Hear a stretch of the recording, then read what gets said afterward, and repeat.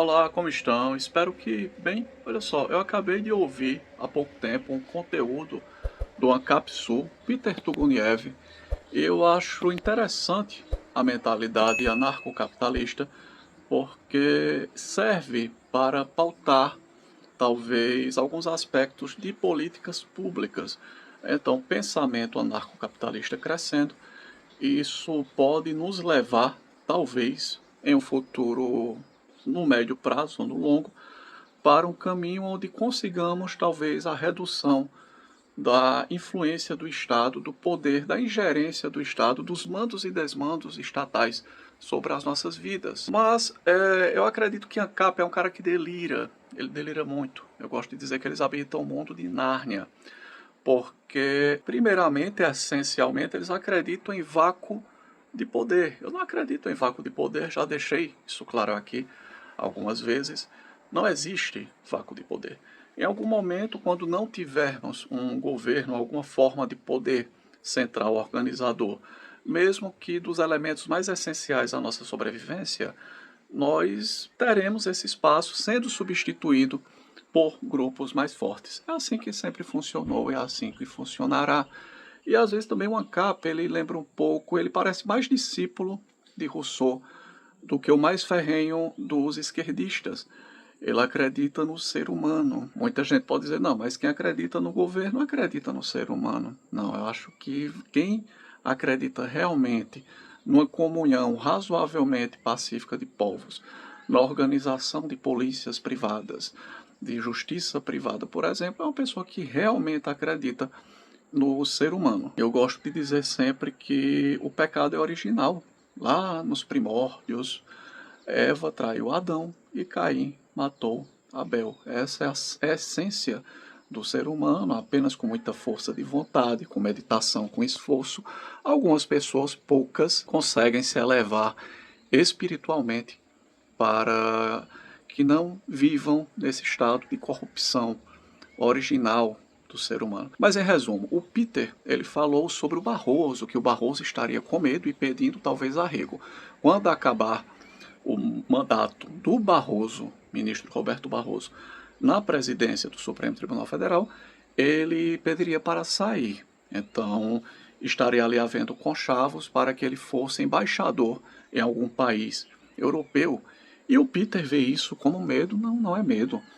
A gente tem que compreender os currículos dos 11 membros de nossa Suprema Corte e a história por trás deles. O Barroso, ele era um advogado muito bem sucedido, primeiramente. Ele foi o advogado aqui no Brasil do Cesare Battisti, terrorista italiano, e ele fez no Supremo Tribunal Federal, inclusive, a sustentação oral na defesa do Cesare Battisti quando ele era advogado.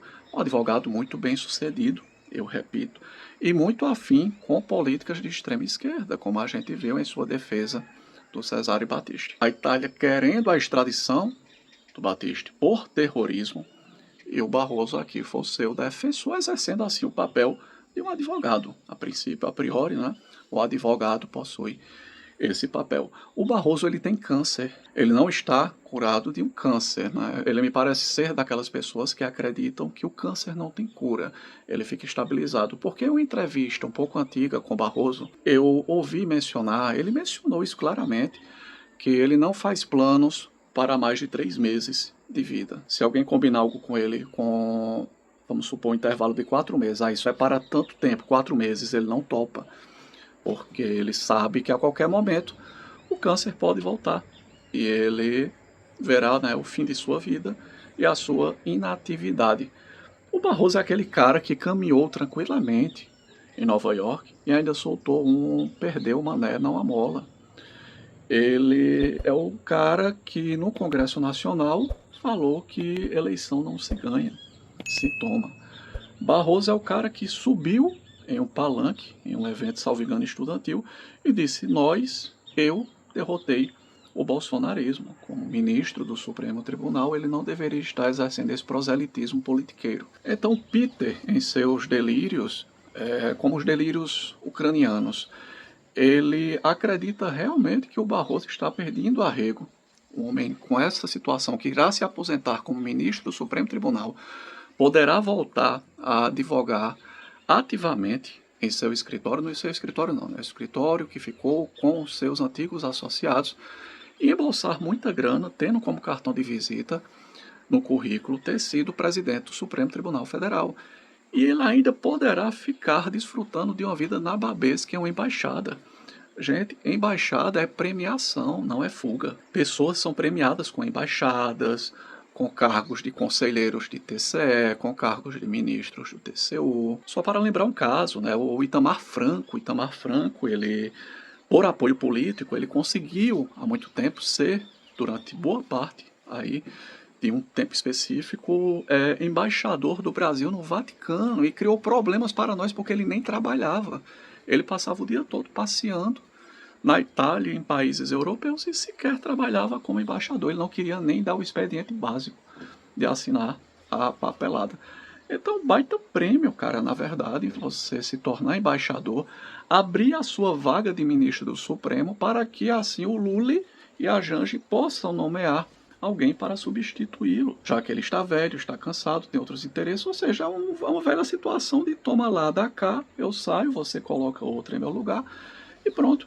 Eu me recordo de um ministro, eu não estou bem lembrado agora, mas eu acho que foi o Lewandowski, ou foi o Celso de Mello, não foi o Lewandowski, salvo engano, mas posso estar equivocado, que queria a aposentadoria do Supremo, mas não saiu, porque quem iria nomear alguém em seu lugar seria o Bolsonaro. Então ele ficou o máximo de tempo possível, a partir da PEC da Bengala foi para 75 anos de idade, e quando o Lula ingressou, ele se viu apto a sair do Supremo.